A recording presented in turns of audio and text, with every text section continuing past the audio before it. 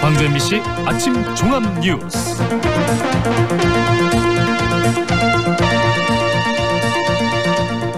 (3월 26일) 화요일 아침 종합 뉴스입니다. 김영란법이 시행된 지 2년이 넘은 가운데 공무원들이 공사업자로부터 접대를 받았다는 의혹이 제기돼 감사가 이루어지고 있습니다. 갑자기 소리가 들리지 않는 증세로 대학병원에 입원한 20대가 치료 도중에 숨졌습니다. 대법원의 확정 판결에도 불구하고 미쓰비시 중공업이 강제징용 피해자들에게 손해배상을 미루자 법원이 자산 압류를 결정했습니다. 이상 오늘의 주요 뉴스입니다.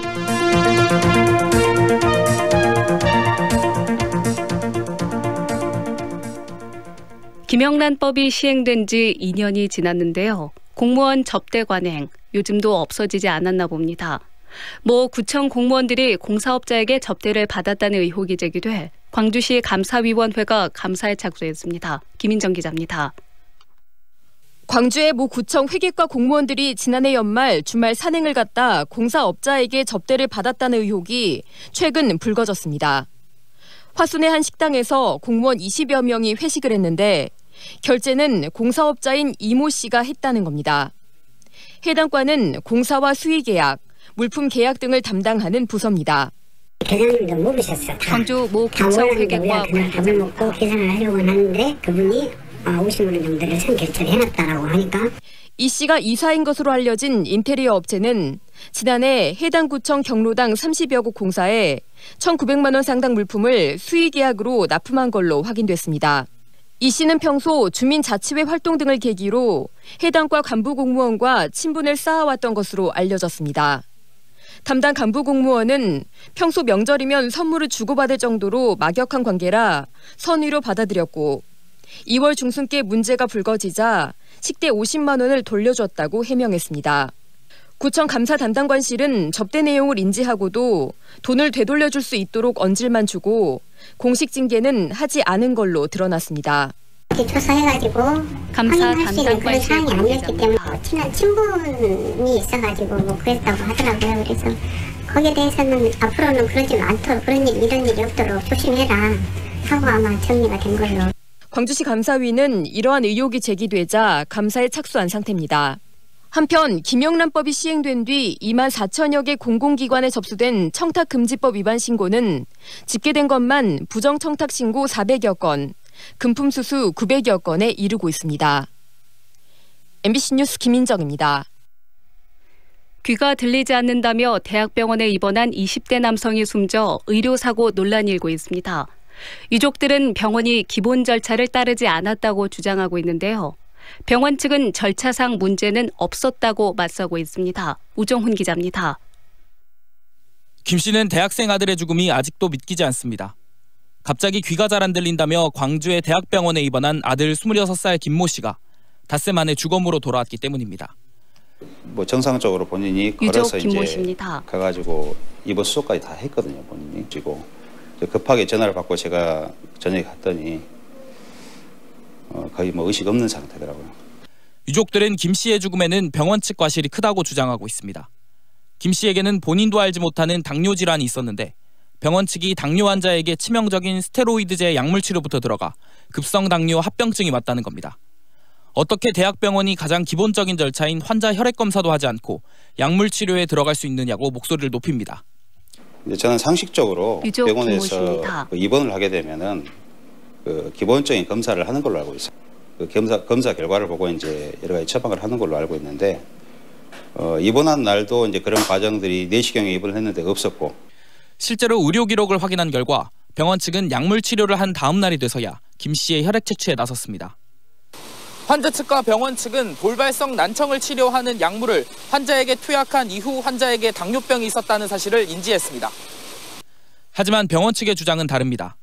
숨진 김 씨는 돌발성 난청을 앓고 있었는데 이 질환의 경우 혈액 검사를 하기 전 응급처치로 스테로이드 처방을 하기도 한다며 이것이 절차 위반은 아니라는 겁니다.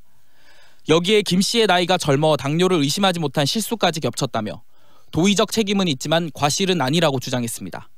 환자를 잘 보고 하는 것도 대학병원 관계자입니다. 이제 애가 젊고 건강하고 그러니까 그래도 별 문제가 없을 거라고 이제 생각을 해서 이제 치료를 하게 된 것이죠.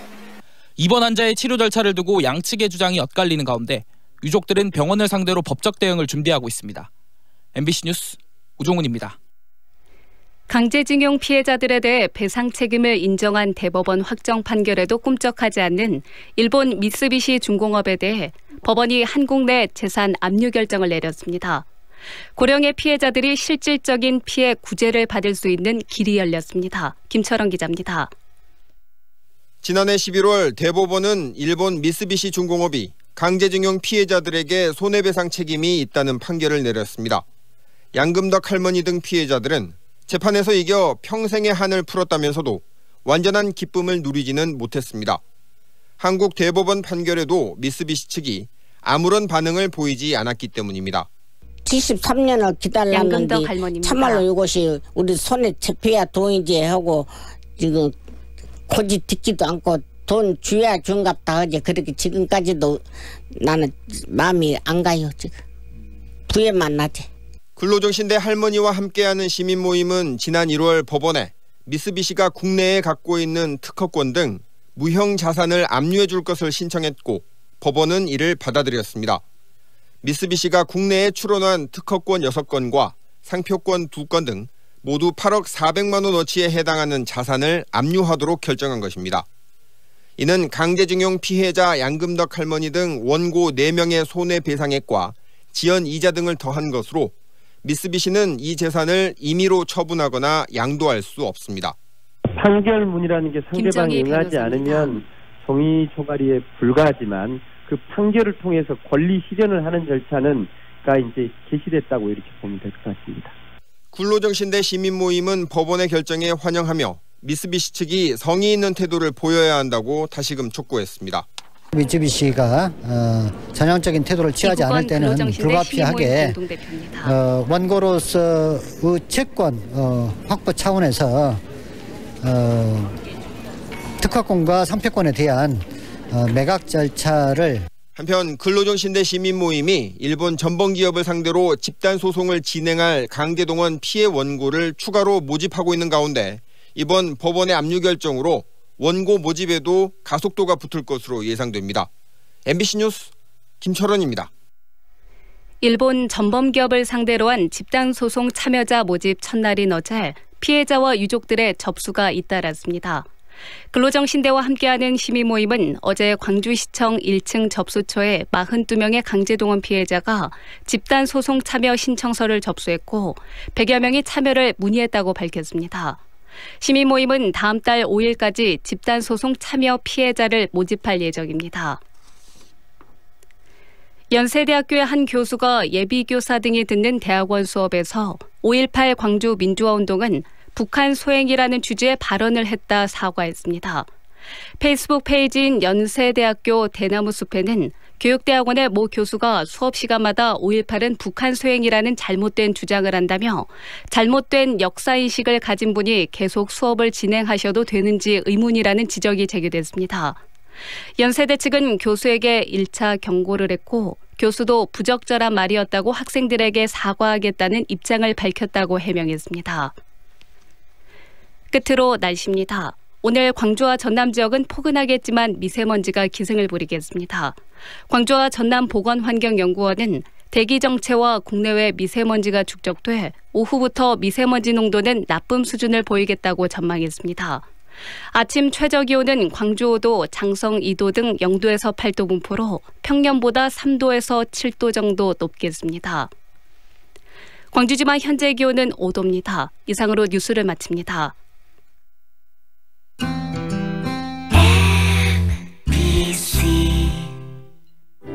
연기자 정동환입니다. 가끔 그 사람이 떠오를 때면 저도 모르게 하늘을 올려다봅니다. 누구나 그렇지요. 그리운 사람이 보고플 때면 을에 하늘을 올려다보게 되는 것. 사람이 곧 하늘이기 때문이죠. 사람을 하늘같이 섬깁니다. 스카이 장례식장. 모두가 꿈꾸던 수완의 완성. 명품 아파트 모아 엘가. 무등산 영산강 특급 조망. 지하철 2호선 예정. 신가 재개발 미래가치까지 누리는 더 큰 수완의 완성. 모아 엘가 더 수완. 4월 오픈 예정. 514-1300 해림건설. 지금 시각은 8시 10분입니다.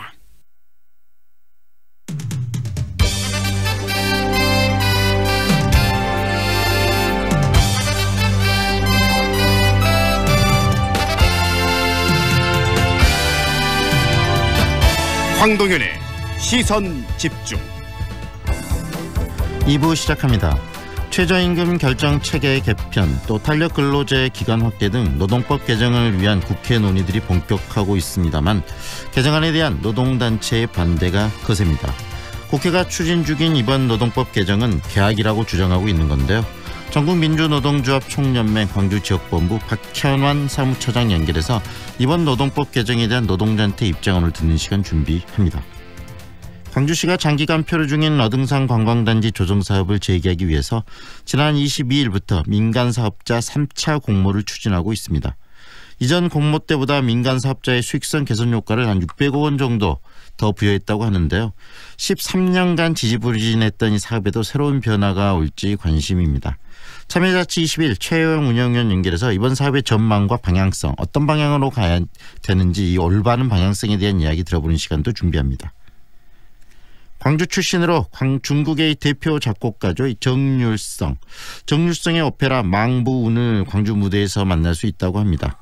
지난 1962년에 중국 북경에서 한번 초연된 이후에 묻혀있던 이 망부운이 광주 시립오페라단의 첫 브랜드 공연으로 선정돼 올해 무대에 오르게 되는데요.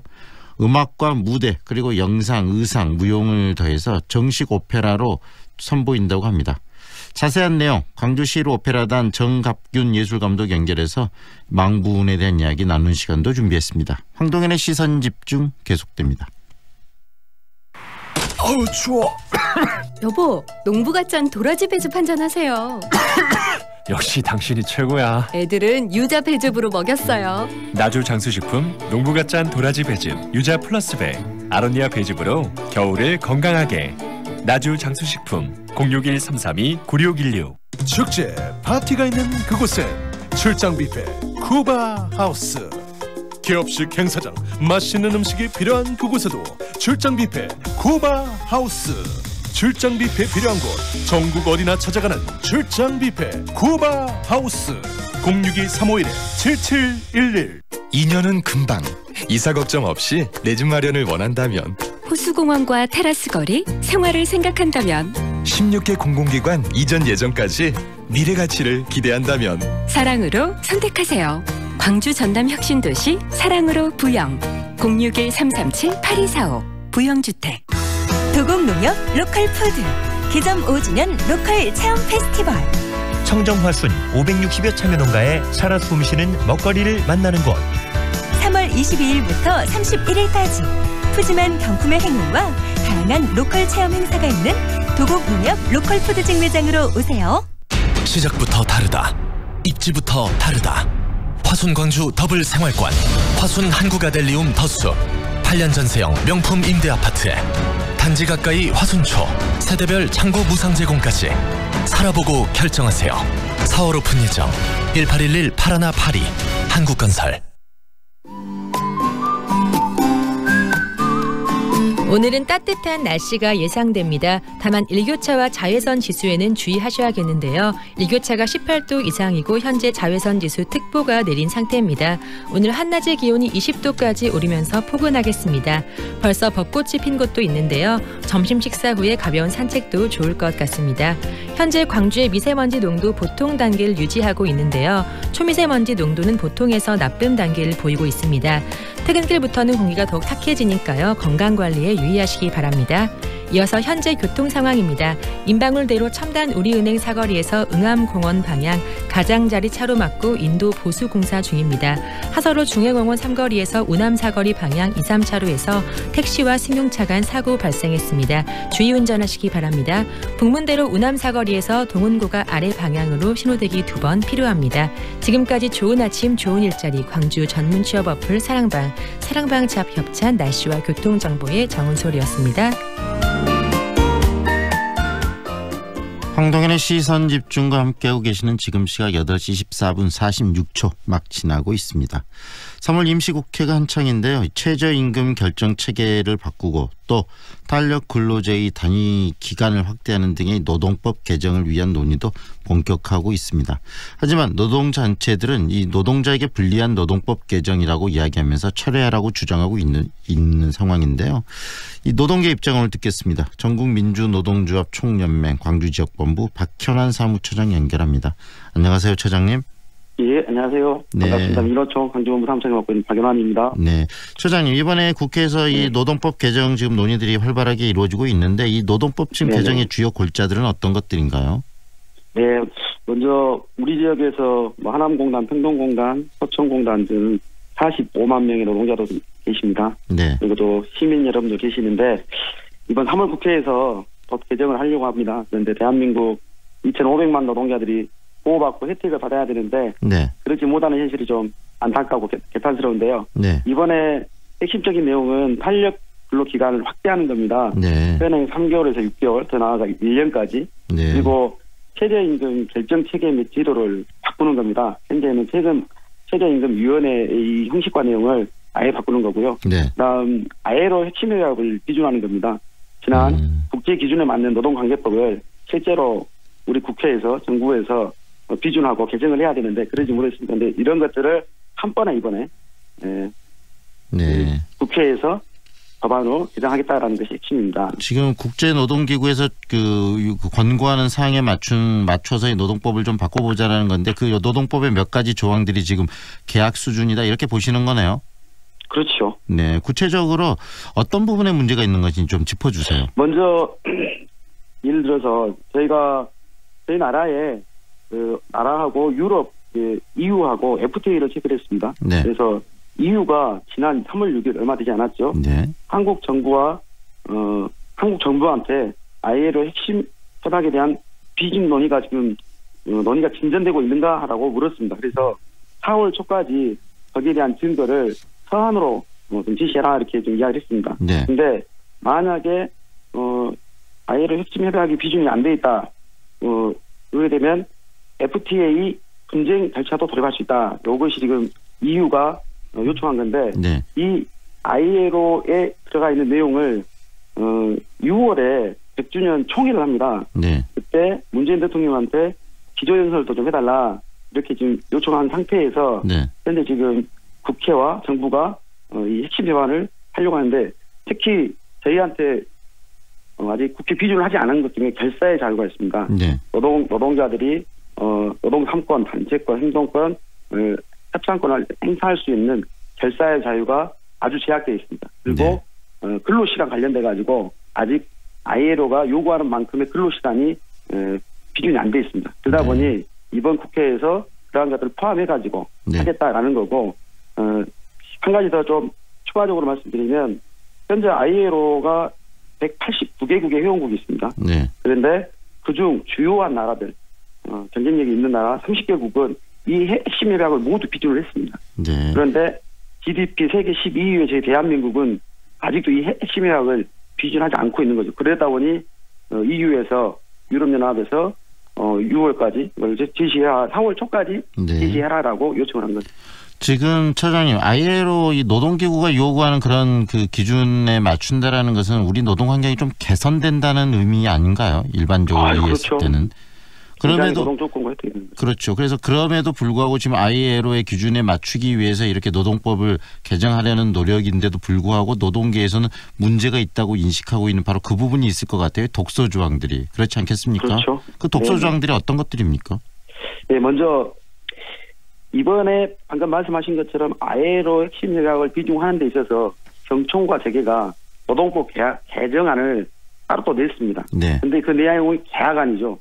그리고 정부하고 국회가 이번에 그 계약안을 패키지로 ILO 협약을 비준하는 것처럼 하면서 패키지로 계약안을 일괄 처리하겠다 이런 것이고요. 네. 그 내용으로 보면 실제 문재인 정부가 취임 초기에 노동 존중 사회와 소득 주도 경제를 이야기했었습니다. 그 이야기는 저희 노동자들이 듣기에는 우리 노동자들의 지갑도 두둑하게 해주고 안전한 일터를 보장해주겠다 이런 뜻이었는갑다 이렇게 했는데 실제 먼저 이제 저희가 ILO 평균 노동시간이 1,700시간입니다. 네. 평균 노동시간이 1년에. 근데 저희 나라는 대한민국은 평균 노동시간이 2,000시간이 넘습니다. 네.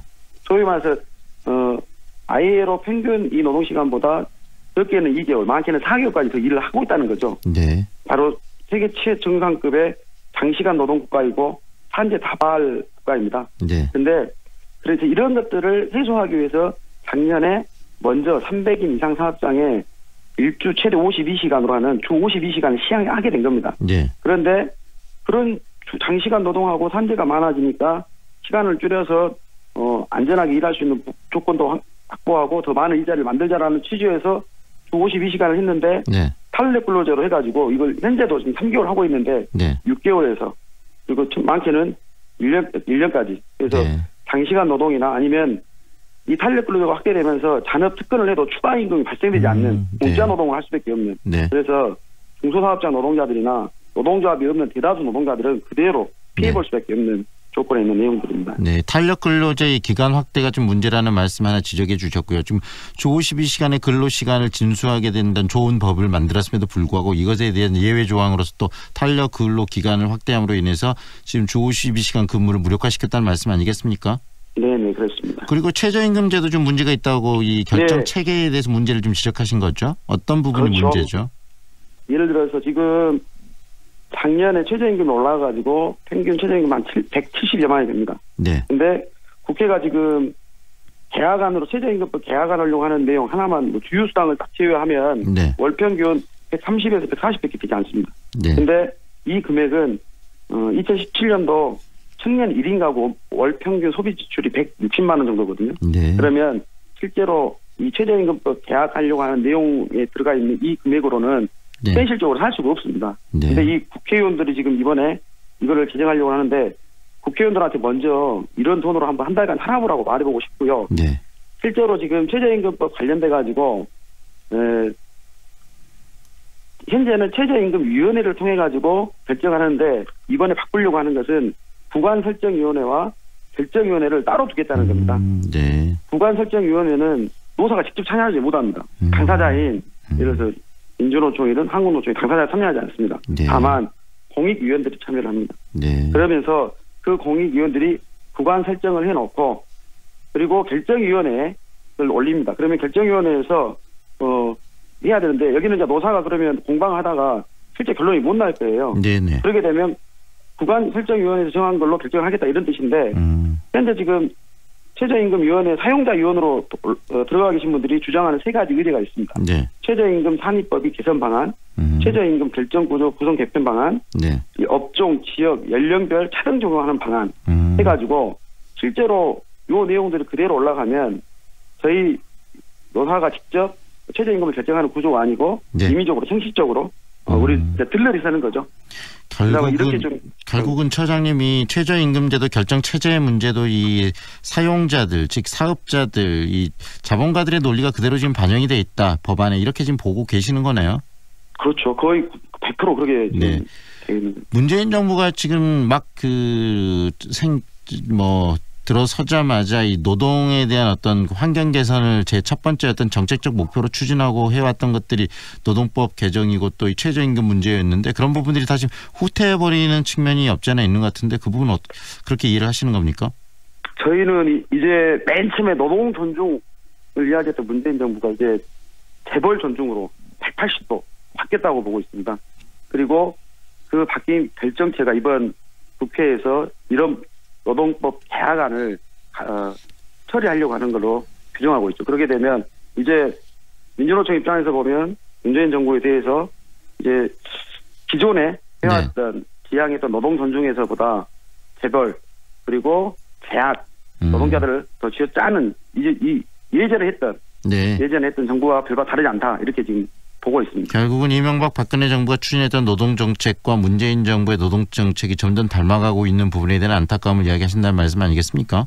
예, 맞습니다. 이런 부분들 노조 입장에서 정치권에 충분히 좀 전달하셨습니까? 여당인 더불어민주당이나 지금 바른미래당이나 이런 여러 정당에? 네, 저희가 민주노총이 이 3월 들어서 그 전에도 마찬가지고 저희들이 갖고 있는 내용들 탄력근로제 개학안이나 최저임금 그리고 ILO 핵심회가 비중 관련된 주요한 내용들을 저희들도 공식적인 아니지만 비공식으로 다 전달을 했습니다. 하지만 아시는 것처럼 정산호의가 흐트러지면서 정산호의 내에 청년, 비정규직, 여성 이런 부분들도 빠지면서 실제로 저희들이 전달한 내용들이 그 안에서는 심도 있게 논의되지 못하는 구조가 되어버렸죠. 네. 특히 지금 이 노동계에서 이야기하는 이 계약이라고 주장하는 이 노동법을 지금 적극적으로 추진하는 분이 바른미래당에서 두 의원이 지금 김동철 의원과 권은희 의원이라면서요. 네. 지난주에 저희가 김동철 의원실에 가서 항의 기자회견과 항의 사안을 전달했습니다. 현재 이 문재인 정부가 방금 쭉 이야기해드렸던 내용들을 국회에서 추진하고 있는데 거기와 함께 보안 이동해가지고 김동철 의원이 사실은 야당의 간사입니다. 환노의 간사 역할을 하면서 그 실제 이 계약안에 발의한 의원 설명도 하고 권은희 의원도 마찬가지입니다. 그래서 저희들이 저번 주에 김동철 국회의원 사무실 앞에 가서 전체 한 60여 명 우리 노동자들이 강력히 항의하는 기자회견 및 항의사항까지도 사무실 올라가 전달했었습니다. 네, 지금 우리나라가 1인당 국민소득이 거의 3만 불 시대가 됐는데 결국은 잘 사는 나라 아니겠습니까? 전체적인 규모로 봤을 때. 그런데 방금 이야기하신 것처럼 이 노동 환경들이 이렇게 세계 기준에 봤을 때 개선되고 있지 못하다라는 것은 우리들 스스로가 좀 더 그 노동 환경의 개선에 적극적으로 나서야 된다는 생각을 갖게 하는 이유일 텐데 정치권이 좀 그런 부분에 대해서 소극적인 것 같아서 안타깝네요. 많이 안타깝고요. 네. 실제로 말씀하신 것처럼 3만 불 시대라고 이야기를 하지만 현재 이 진행되고 있는 과정에서 보면 경영계 있지 않습니까? 주요 30대 그룹의 사내 유보금만 830조가 넘습니다. 돈이 없는 게 아니죠. 그런데 결국 법과 제도는 이 경영계, 이 재계가 요구하는 방식의 노동 유연화, 더 많은 임금 억제 정책을 실제 법안으로 하고 있는 거죠. 그러면 사실 문재인 정부가 국회가 이걸 막아줘야죠. 그런데 그러지 못하고 있는 현실이고 그런 과정 속에서 저희도 이 부분에 대해서는 강력히 대처하려고 준비를 하고 있는 거죠. 노동 유연성이 계속 이렇게 강화되면은 결국 양극화는 더 심화되는 거 아니겠습니까? 그렇죠. 네. 그 부분을 좀 우리 문재인 정부, 현 정부에서 좀 고민을 좀 구체적으로 해야 되지 않을까 생각이 듭니다. 오늘 말씀 여기까지 들을게요. 고맙습니다. 네, 고맙습니다. 지금까지 전국민주노동조합 총연맹 광주지역본부의 박현환 사무처장과 함께했습니다.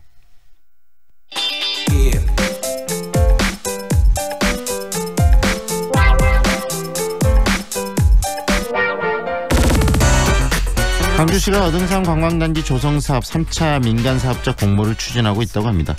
이번 3차 공모는 민간사업자의 수익성 개선 효과를 대폭 개선함과 함께 공공성도 유지할 수 있게 한다, 이렇게 이야기를 하고 있는데요. 앞서 어등산 관광단지 조성사업은 호반건설을 우선 협상자 대상자로 선정하고 협약을 추진했지만 수익성이 안 난다는 이유로 호반건설이 거부사를 표명해 지금 3차까지 공모까지 오게 된 겁니다.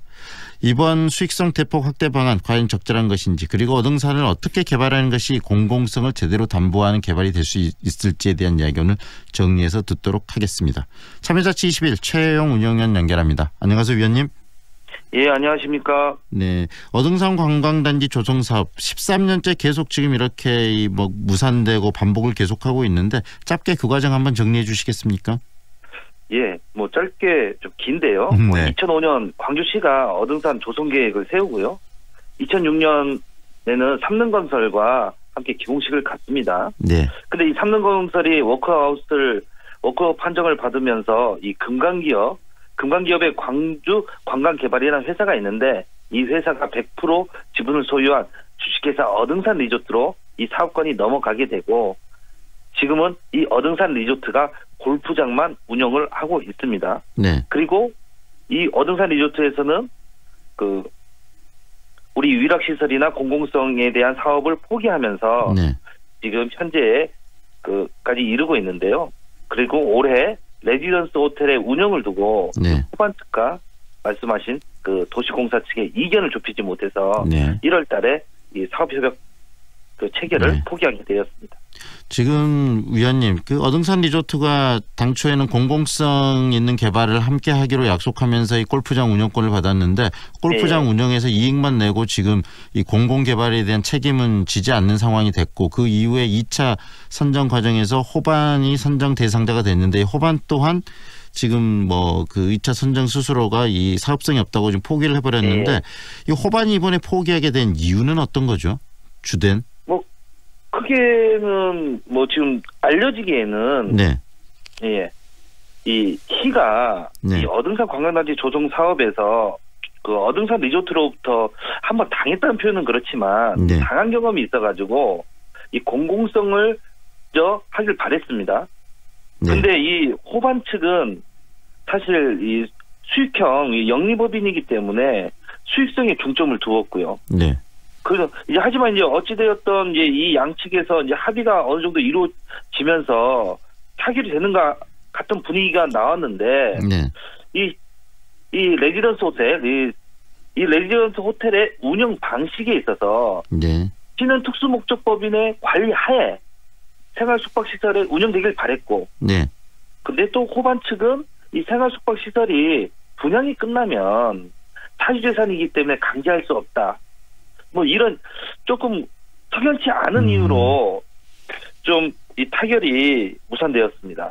그래서 이번에 3차 공모에는 이런 부분들 수익성을 대폭 강화하고 한 600억 정도 이상의 수익성이 발생할 수 있도록 더 발생할 수 있도록 지금 만들고 지금 뭐 여러 가지 또 레지던스 호텔 호반 측의 입장들이 많이 반영된 그런 지금 3차 이 공모를 하는 것으로 알려지고 있는데 일정 부분 호반이 2차에 포기해버렸던 것이 전략적인 방법일 수도 있겠다는 생각이 좀 들거든요. 그런 부분은 어떻게 보세요?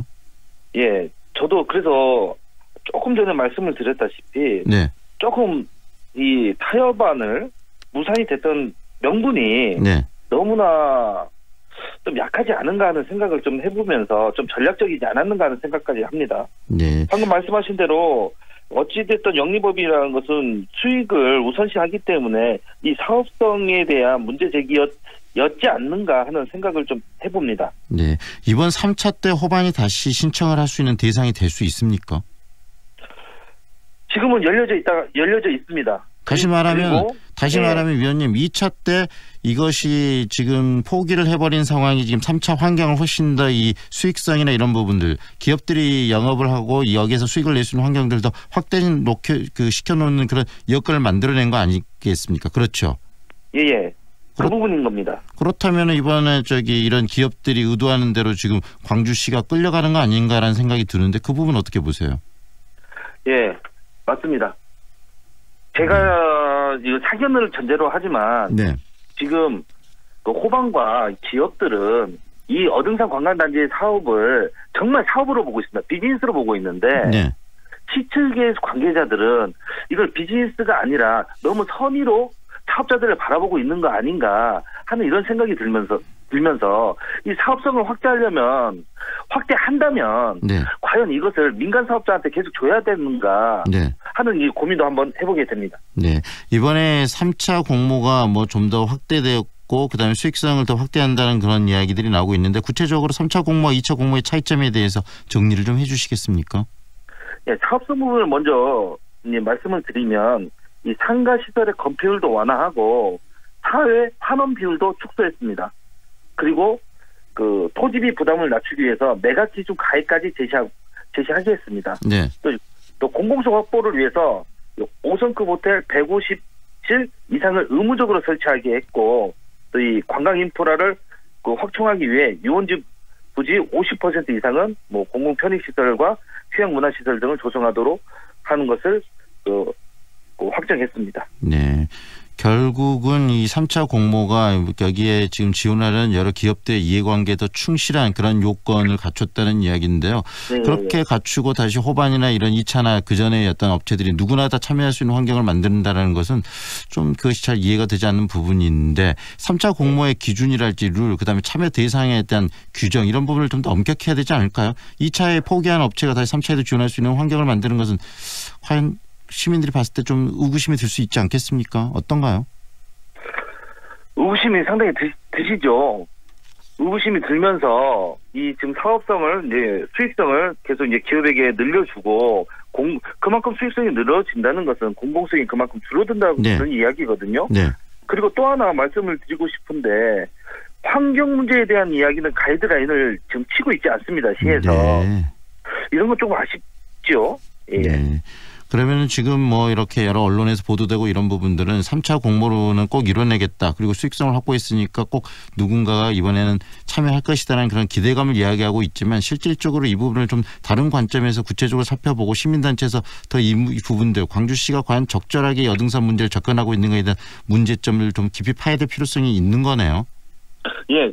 충분히 그렇습니다. 지금 민자 사업자를 유치하기 위해서 그 네. 빠른 시일 내 지금 어등산 관광단지가 상당히 해묵은 문제 아니겠습니까? 네. 이 문제를 풀기 위해서 단순한 문제를 풀기 위해서 지금 민자 사업자를 끌어들이기 위한 유인책으로 사업성을 강화하고 있는데 이 사업성을 강화하면서 포기하는 것은 무엇이 있는가? 네. 이런 것에 대해서 깊이 숙고해야 될 때입니다.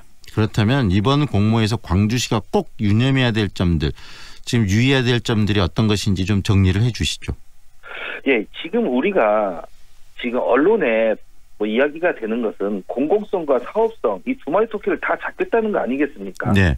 근데 조금 전에 말씀드렸던 환경 문제, 이 문제는 가이드라인이 제시되어 있지 않습니다. 이 문제는 정말 중요한 문제고요. 또 다른 하나를 또 말씀드리고 싶은 것이 하나 있는데 네. 올해는 이 3.1운동 100주년이 있지 않습니까? 네. 근데 잘 알려지지 않은 내용인데 최대 항일운동이 있었던 지역이 어등산 일대입니다. 네. 1909년도에 조선 토벌작전이라는 작전이 있었거든요. 일제에 의한.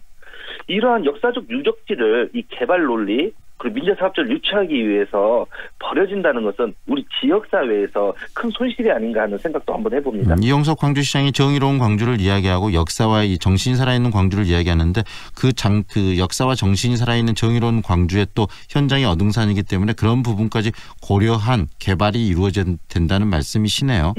예, 그렇습니다. 네. 이 어등산 문제 광주시가 좀 쉽게 접근하는 측면이 없지 않아 있는 것 같아서 좀 안타깝습니다. 오늘 말씀 여기까지 들을게요. 고맙습니다. 예, 감사합니다. 지금까지 참여자치 21 최혜영 운영위원과 함께했습니다.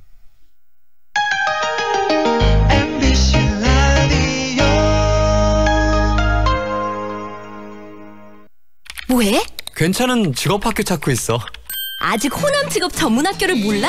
99년부터 13년 연속 우수훈련기관. 우리 쪽 공동훈련기관으로 재직자 향상 교육도 한대. 오, 역시 정보통인데. 하나 더. 지금 호남에선 국비교육생을 모집 중이래. 우와. 김대리, 고혈압 당뇨 검사 받았어? 부장님, 전 30대부터 혈압약 먹고 있어요. 아, 그러면 광산구 고혈압 당뇨병 등록교육센터에 문의해봐. 등록하면 교육, 상담, 검사도 해주고 선물도 준다네. 문의 광주 952-8882 만 30대 이상 광산 구민의 하나입니다. 우리 지역 다른 먹거리를 소비자와 있는 로컬푸드 직매장이 나주 혁신도시에 찾아왔어요. 쇼핑의 즐거움, 금융점포를 갖춘 삼포농협 하나로마트 로컬푸드 직매장에서 새로운 만날 기회. 5월 오픈 예정. 나주 혁신도시 삼포농협 하나로마트와 함께할 임대사업자를 동시 모집합니다.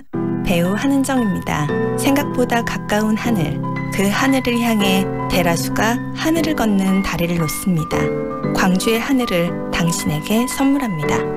하늘을 이어주는 아파트, 봉선주월 대라수 어썸브릿지 광주 383-7774 대라종합건설. 93.9 Feelings between the sheets. Why am I caressing my mama's fat knees? 세상을 보는 지역의 눈. 여러분은 지금 황동현의 시선 집중과 함께하고 있습니다. 정률성의 오페라 망부운이 광주 시립오페라단의 첫 브랜드 작품으로 오는 29일부터 이틀간 광주문화예술회관 대극장 무대에 오른다고 합니다. 이 망부운은 중국 백족의 설화를 바탕으로 연인의 사랑 이야기를 배경으로 삼았지만 또 정률성의 음악적 예술성과 이 판타지 그리고 드라마적 요소를 새로 가미해서 굉장히 재밌는 뮤지컬 오페라로 재탄생했다고 합니다. 정률성 오페라 망부운에 대한 이야기 정리하겠습니다. 광주 시립오페라단 정갑균 예술감독 연결합니다. 안녕하세요, 감독님. 예, 안녕하십니까. 광주 시립오페라 예술감독 정갑균입니다. 29일이면 이번 주 금요일인가요? 네, 맞습니다. 정말 시간이 이제 얼마 남지 않았고 최종 지금 그 작업들 하고 계실 것 같은데 굉장히 바쁘시겠습니다, 감독님. 네, 지금 200여 명 정도의 출연진과 한 100여 명의 스태프분들이 작품의 완성을 위해서 혼연일치로 막빠진 노력을 하고 있습니다. 네. 200여 명의 출연진이라면 정말 대단히 큰 와이드한 오페라네요. 네, 오페라 아이다에 비견할 만하죠. 그러니까 이 망부를 지금 소개하기 전에 먼저 이 작곡가 정율성 선생이 어떤 분인지 먼저 한번 짚고 이야기를 시작할까요? 네, 그러시죠. 예. 네, 정율성 선생님 어떤 분이십니까? 예, 정율성 작곡가님은 우리 광주에서 출생하셨습니다. 그래서 우리 광주 태생이시고요. 중학교까지 졸업하신 후 형님들과 더불어서 중국으로 건너가서 항일운동과 독립운동을 하신 분이십니다. 네. 예, 굉장히 귀한 분이시죠. 근데 작곡도 아주 잘하셔서요. 지금 중국의 어떤 3대 혁명음악가로 추앙을 받고 계시는 분이거든요. 네. 근데 우리에게는 오히려 덜 알려져 있지만 14억 중국인들은 정율성 선생님의 모든 음악을 다 알고 있을 정도로 유명하신 작곡가분이십니다. 실질적으로 항일운동도 했고 그다음에 또 중국 내에서 이 공산당 내에서 어떤 영향도 또 상당히 있었던 그런 정치인 정율성 아니겠습니까? 예, 그렇죠. 네, 음악가이기도 하고 정치인이기도 한 이 정율성 선생. 이분이 만든 이 오페라 이 망부는 그러면 어떤 오페라인가요? 이 오페라 망부는 그 정율성 선생님 이야기를 잠깐 하자면 굉장히 조국에 대한 깊은 향수와 조국을 사랑하는 마음이 굉장히 강했던 분이시죠. 그분이 그 여정을 통해서 여행을 하다가 중국 남쪽의 운남성 대리라는 도시에서 백족을 만나게 됩니다. 그 백족은 우리도 백의민족이라고 하잖아요. 저희들을요. 근데 너무나도 유사점이 흡사합니다. 이 백족은 백색을 사랑하고요. 그다음에 저도 얼마 전에 답사를 다녀왔지만 아직도 애기를 포대기에 업고 다녀요. 우리 한국 민족들하고 좀 이렇게 생활 방식이 좀 비슷한 민족이네요. 네, 거의 똑같다고 보면 될 수 있습니다. 참 특이합니다. 예, 아마 조상이 같지 않았나라는 그런 생각이 들 정도로요. 거기에서 본 아름다운 어떤 설화를 바탕으로 연인의 사랑 이야기를 그리고 있고요. 얼마나 작품이 아름답냐면 우리에게 잘 알려진 경우와 증려 이야기 같은 부분들이 있잖아요. 그런 작품에 비견할 만한 정도로 아름답고 비극적인 사랑 이야기입니다. 그 설화를 좀 더 구체적으로 이야기를 해주시겠습니까? 두 남녀의 사랑 이야기고 아마 좀 슬픈 헤어짐, 이별의 사랑 이야기일 것 같은데요. 네네. 그 당시 고대 당나라 시대에 중국 남조국이라는 지방의 변방의 국가가 있었습니다. 거기에 공주 아영이 있었는데요. 계모인 왕으로부터 정략 결혼을 강요를 받아요. 하지만 이분은 참사랑을 그리워하고 그런 부분에서 정직하고 용감한 사냥꾼 아벡이라는 분을 만나게 되고 그분에게 첫눈에 사랑에 빠지게 되고 그 사랑을 이어가려고 합니다. 그런데 이들의 사랑을 방해하려는 부분에서 왕후와 법사 나전의 술수와 음모 속에서 두 연인은 운명적인 사랑을 이끌어가지 못하고 결국 죽게 되지요. 하지만 죽어서도 영원한 사랑을 지속한다라는 그런 현상이 일어나는 자연 현상을 망부운이라고 합니다. 그래서 지금도 겨울철이 되면요. 창산이라는 곳에서 우리 무등산처럼 창산이라는 곳에서 하얀 구름이 피어나서 그 앞에 호수로 이렇게 흘러 들어옵니다. 그러면 그 호수에서 물결이 일어나요. 그리고 물속에 잠겼던 바위가 이렇게 솟아나서 그 바위와 구름이 만나는 현상이 바로 망부운 설화 현상이거든요. 그 부분이 지금도 2019년 겨울에도 또 지속되고요. 그래서 아주 영원성을 가진 아름답고 비련한 영원한 사랑의 테마의 줄거리를 가진 작품입니다. 결국은 영원한 인간의 주제인 이 사랑과 이별을 지금 자연 현상과 연결시켜가지고 아주 대작을 만들었네요. 정율성 선생이. 그리고 이것을 이번에 광주 이 오페라단이 지금 무대에 올리는 거고요. 네네, 그렇습니다. 이게 지금 뭐 초연 한번 된다면 묻혀있다가 다시 지금 제작해서 무대에 오르는 작품이라면서요? 네, 그렇죠. 이 작품 1962년에 북경에서 초연을 해서 굉장히 큰 반향을 일으켰던 작품입니다. 네. 하지만 그 이후에 곧바로 그 중국의 문화 대혁명이 시작이 되죠. 네. 그러면서 예술가들의 어떤 여러 부분들이 상당히 그 진퇴양난에 빠지게 됐고 네. 이때 정일성 선생님은 문화 대혁명에 참여를 안 하시거든요. 네. 그런 놈으로 해서 이 작품이 결국은 묻혀버린 계기가 됐던 네. 작품인데요. 네. 이 작품을 저희들이 57년 만에 다시 들어서 세상에 내놓는 일을 저희들이 하고 있습니다. 결국은 57년 만에 이 묻혀 있었던 작품을 다시 끄집어내서 광주, 그것도 정률성 선생의 고향에서 올린다는 정말 의미 있는 작업인데요. 그런데 또 이 작업 자체가 뭐 대사 중심이 아닌 노래 중심으로 계속 흘러간다면서 이 노래를 편곡하고 또 만들어낸 작업도 상당하셨을 것 같아요. 네, 그러니까 정일성 선생님은 중국의 경극이나 기타 중국에서 통용하고 있는 가곡의 형태를 완전히 벗어났어요. 네. 완전 서양 정통 오페라의 스타일로 작곡이 된 거죠. 네. 1962년에 그렇게 작곡이 된다는 건 정말 어려운 일이거든요. 네.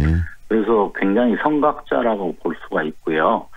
특별히 이런 어떤 소중한 작품이라고 생각을 해서 우리 광주 시립오페라단의 정체성과 방향성, 그다음에 우리만이 가질 수 있는 아이덴티티, 즉 그 메이드 인 광주 시립오페라단 작품이 있어야 되잖아요. 네. 그래서 브랜드 작품으로 이번에 올리시는 거잖아요. 예, 그래서 저희 시립오페라단의 첫 번째 브랜드 작품으로 저희들이 장국구 때 고민해서 선택을 해서 무대에 올리게 됐습니다. 이 작품이 지금 단순히 광주에서뿐만이 아니라 전국적으로 그다음에 세계적으로 좀 알려졌으면 좋겠습니다. 명성황후나 이런 뮤지컬들도 결국은 오페라적인 요소들이 굉장히 강하지만 대중성도 함께 확보되어 있는 작품들 아니겠습니까?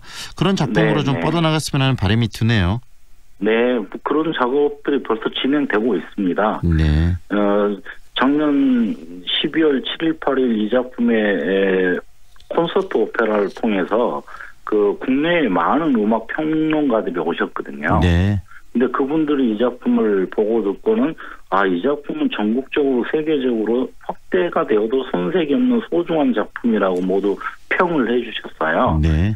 그래서 저희들이 더욱 힘을 얻었고 특히 올해가 상해 임시정부 100주년 설립년도잖아요. 네. 그래서 저희들이 그쪽하고 접촉을 했어요. 네. 그래서 드디어 오페라 망부원 광주 시립오페라단 작품이 상해 임시정부 100주년 기념 공연으로 초청을 받았습니다. 그래서 올해 10월에 그럼 또 중국에서 공연이 되는 겁니까?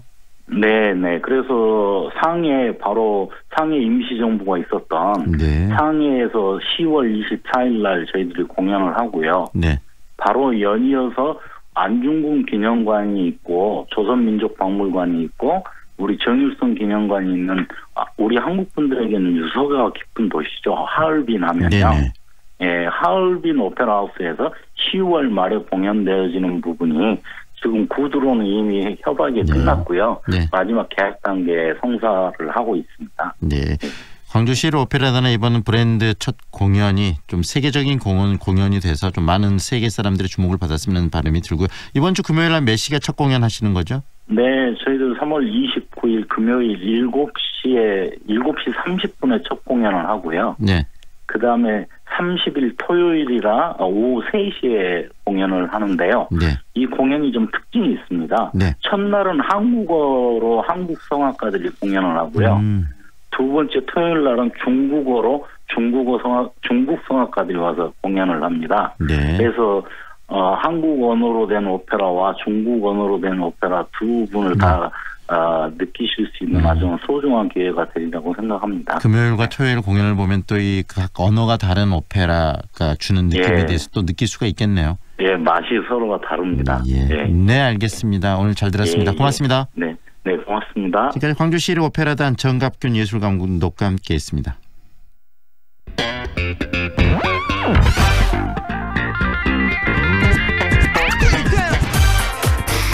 다양한 남도의 소식을 만나보고 있는 시간이죠. 오늘은 목포시민신문 류영철 국장 연결하겠습니다. 안녕하세요, 국장님. 예, 안녕하세요. 예, 더불어민주당이 소속 목포시의회가 전남도에서 지원한 교부금을 대거 삭감해 논란이 일고 있다는데 어떤 내용입니까? 네, 그렇습니다. 매년 3월에는 추가 경쟁 예산 심의가 있는 그 달인데요. 네. 3월 임시회가 지난해 그 정규 예산에서 불가피하게 삭감되거나 국도비 예산 확보에 따른 시급한 사업에 대한 추가 예산을 심의합니다. 이번 그 임시회도 예인은 아니었는데요. 시 집행부는 1,785억 원에 대한 추가 그 예산을 수립해서 시의회에 상정했습니다. 네. 추경에는 대양산단 유발 채무 지방채 발행 800억 원 등이 포함돼서 지역사회에 관심을 모았는데요. 네네. 의회가 그 민주당 초선 의원들로 예결위를 구성해서 초선인 문상수 시의원을 위원장으로 선출했습니다. 네. 예결특위는 지난 22일까지 예산 심의를 거쳐서 세출 예산 83억 7천만 원 중에서 26억 9천만 원을 삭감해버렸습니다. 네. 삭감된 예산 중에는 전남도에서 지원하는 도지사 특별 조정 그 교부금, 그 소규모 주민 수건 사업비인데요. 네. 10억 1,500만 원을 그 삭감해버린 것이죠. 네. 전남도 의원들이 사실상 확보한 예산이라는 점에서 그 삭감을 두고 지역사회 파장이 일고 있는 것입니다. 네네. 도지사 그 교부금은 대부분 지역 주민의 생활과 밀접한 예산들입니다. 네. 예를 들어보면 방범 그 CCTV 설치비 그리고 그 어린이 공원 그 시설 보강 예산 그리고 통학버스 승강장 중앙 분리대 설치비 그리고 횡단보도 투광등 설치 등입니다. 그리고 시민생활과 그 안전과 밀접한 사업으로 규모가 1천만 원에서 2천만 원 정도 소규모 사업들이죠. 네. 이런 예산을 예결위 그 소속 민주당 초선 의원들이 주도가 돼 삭감해버린 것인데요. 네. 시 집행부나 시민들은 이번 시의원들의 예산 심의에 아주 이해할 수 없다는 반응을 보이고 있습니다. 정말 그렇겠습니다. 지역 주민들의 생활과 밀접하고 또 안전과 굉장히 밀접한 그런 예산들을 삭감해버렸고, 근데 그 삭감이 또 전남도에서 지금 주겠다는 돈을 지금 삭감해버린 거 안 받겠다고 이야기하는 그런 상황 아니겠습니까? 네네, 그렇죠. 이런 예산 심의가 어떻게 가능했을까 이해가 잘 안 되는데 시의회가 그리고 민주당 초선 의원들에게 너무 좀 좌지우지 되는 거 아니냐, 좀 굉장히 좀 취약한 구조가 아닌가 이런 생각도 좀 드네요. 네네, 그렇습니다. 소규모 그 주민생활 밀착형 그 예산 삭감 소식이 전해지면서 지난 주말 지역사회가 발칵 뒤집어졌는데요. 네. 민주당 초선 의원들이 제대로 일을 냈다는 그 여론들이 지배적입니다. 네. 촛불혁명하고 민주당 문재인 대통령 후광 효과로 당선된 이들 초선 민주당 의원들은 당선 초부터 자질론에 휩싸이기도 했는데요. 네. 이들은 지난해 그 7월 정례에서 해야 하는 행정사무감사도 시정 업무 파악이 안 됐다는 핑계로 하반기로 연기를 했습니다. 네. 또 지난 정례에서는 행정사무감사와 예산심의가 그 핑계로 시정 질문도 무산시켰는데요. 네. 이번에는 심도 있는 예산심의를 해야 할 도지사 교부금 10억 원을 모조리 삭감해버린 겁니다. 네. 민주당 초선 의원들이 시의회를 쥐락 데려갈 정도로 취약성을 그대로 보여준 것인데요. 네. 도행정 중심 도시, 호남 정치 1번지라는 명성을 이들이 지켜낼 수 없을 것이란 초창기 우려가 현실로 나타나는 것입니다. 이런 초선 의원들이 전행에 대해서 지역 정치권에서는 자성의 목소리도 일고 있는데요. 네.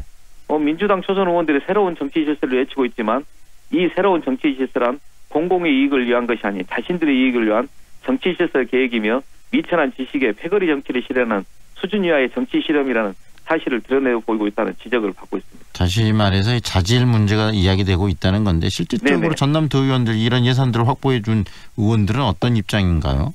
네네. 목포에는 한 5명의 도의원이 있는데요. 네. 이들은 모두 할 말을 잃고 있습니다. 네. 이번 교부금 삭감은 전남도의 지원을 받지 않겠다는 것이나 그 진배 없다는 것인데요. 네. 열악한 시 재정을 감안할 때 이해할 수 없다는 반응이죠. 네. 이번 도지사 교부금 사업은 목포시가 재정 악화로 할 수 없는 사업을 주민들의 민원 그 사업이라는 것이죠. 최근 목포에 살인 강도 사건이 일어나서 주민들의 안전을 위한 방범용 CCTV 사업으로 목포 경찰서와 목포시가 적극적으로 나서서 추진한 사업이었습니다. 네. 시의원들의 이번 삭감을 두고 도의원들은 이들의 그 시의원들이 교부금 사업에 상대적으로 그 상대 의원들에게 소외되고 이익공 개입에 배제되면서 목리를 부린 것 아니냐는 반응을 보이고 있습니다. 네. 이번 시의원들이 심의 과정에서 그 세출은 물론 세입예산 항목까지 삭감한 것은 예산을 전남도에 반납하겠다는 뜻으로 받아들여서 도비 확보가 앞으로는 더욱더 어렵지 않겠는가 네. 하는 의견들을 보이고 있습니다. 이 돈들 유치해오는 것도 쉽지 않았을 텐데 그걸 다시 돌려주겠다. 참 이해가 잘 안 되는 부분인데 논란은 그렇습니다. 좀 커지고 있을 것 같고요. 더불어민주당 목포지역위원회가 좀 대책 마련에 나섰다면서요. 네네 그렇습니다. 사태가 걷잡을 수 없이 일파만파 확산되면서 더불어민주당 목포지역위원회가 나섰는데요. 네. 지난 24일 우기종 그 지역위원장이 상소속 시도의원들을 소집했습니다. 사태 보고를 받고 수습 대책을 논의했는데요. 이번 의결의 심야를 뒤집기 위해서는 시의회 과반수 이상 의의 제기와 제적의원 3분의 2 이상이 찬성이 있어야 됩니다. 네. 하지만 민주당 소속 시의원들만으로는 의결에서 심의된 삭감 예산을 번복할 수가 없습니다. 22명 시의원 중에서 14명이 민주당 소속인데요. 평화민주당 소속 6명이고 정의당 무소속이 각각 1명씩 민주당 자력으로는 3분의 2 찬성을 이끌어낼 수가 없는 것이죠. 이번 사태로 내년 총선을 준비하는 목포 민주당 입장에서는 숙제를 안게 된 겁니다. 네. 삼선을 지낸 정치 거물인 박지원 현 국회의원에 맞서기도 힘든 판에 이번 사태는 시민들에게 지역 수권 정당으로서 이상이 흔들려 지역위원회의 리더십 부재, 지적을 받을 수 있다는 것이죠. 네. 소선 의원들의 예측 불가능한 돌출 행동으로 목포 지역 정치권이 술렁이고 있습니다. 네, 지역이 이 문제 가지고 또 한번 또 시끄러움, 홍역을 겪고 있네요. 오늘 말씀 네네, 여기까지 그렇습니다. 듣겠습니다. 국장님 고맙습니다. 네, 감사합니다. 지금까지 목포시민신문 류영철 국장과 함께했습니다. Ready for adventure days? 오직 3월 집 전차종 사륜구동 할인 그랜드 체로키 재구매 고객 최대 1,400만 원 첫 구매 고객 최대 1,200만 원 할인 추가 혜택까지 모험을 위한 기회를 가져라. Adventure Days Jeep. 배우 한은정입니다. 생각보다 가까운 하늘, 그 하늘을 향해 대라수가 하늘을 걷는 다리를 놓습니다. 광주의 하늘을 당신에게 선물합니다. 하늘을 이어주는 아파트 봉선주월 대라수 어썸브릿지 광주 383-7774 대라종합건설.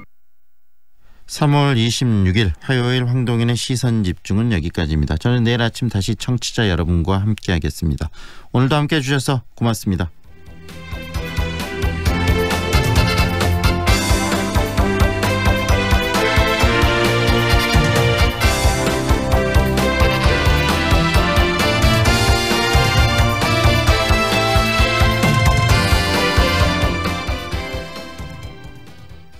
지금 시각은 8시 57분입니다. 사람은 자연에서 태어나 자연으로 돌아갑니다. 고귀하고 소중한 분들의 편안한 안식처. 이제 장성 자연숲 추모공원 수목장님에서 만나보세요. 10헥타르의 드넓은 공원형 자연장지. 자연숲 추모공원 수목장님은 장성군 산림조합이 조성, 운영합니다. KTX 송정역과 상무대로의 쾌속생활. 첨단 IoT 시스템으로 품격은 올리고 명품 소형 설계로 부담을 낮춘 프리미엄 아파트의 완성. 송정 한국 아델리움 더시티 062-710-9700 한국건설. 지금 몇 시야? 내가 일찍 다니라고 말했잖아. 누구랑 연락했어? 핸드폰 이리 줘봐. 그런 옷 입지 말라고 몇 번 말해. 다른 사람이 쳐다보는 거 싫다 그랬지. 내가 그 모임 다니지 말라고 했잖아. 신경 쓰이게 하지 마. 데이트 폭력. 강요와 통제에서 시작됩니다. 상대방이 원하지 않는 사랑은 모두 폭력입니다. 공익광고협의회. 안녕하세요. 저희는 광주에서 영화를 만들고 있는 허지은이고요. 같이 만들고 있는 이경호입니다. 저희는 신기록이라는 단편 영화를 만들었고요. 각자의 폭력의 굴레에 처해 있는 두 여성이 서로 관심을 갖고 연대하는 이야기입니다. 일단 저희가 신기록을 만들었을 때는 희망과 그것을 만들어내는 용기에 대한 이야기를 하고 싶었어요. 한계가 상상력을 만든다라는 말을 들은 적이 있어요. 그 말을 듣고 나서부터는 더 긍정적으로 생각하게 되었고 신선한 영화를 만들 수 있겠다라는 생각을 하게 되었습니다. 저희가 지역에서 활동하는 다른 분들을 통해서 계속 꾸준히 활동할 수 있는 동력을 얻었듯이 여러분도 누군가에게 용기가 되어주셨으면 좋겠습니다. 광주 MBC가 청년들의 꿈을 응원합니다. 청년의 꿈을 키우는 남도 청출어람. 이 캠페인은 글로벌 공기업 한국농어촌공사와 함께합니다.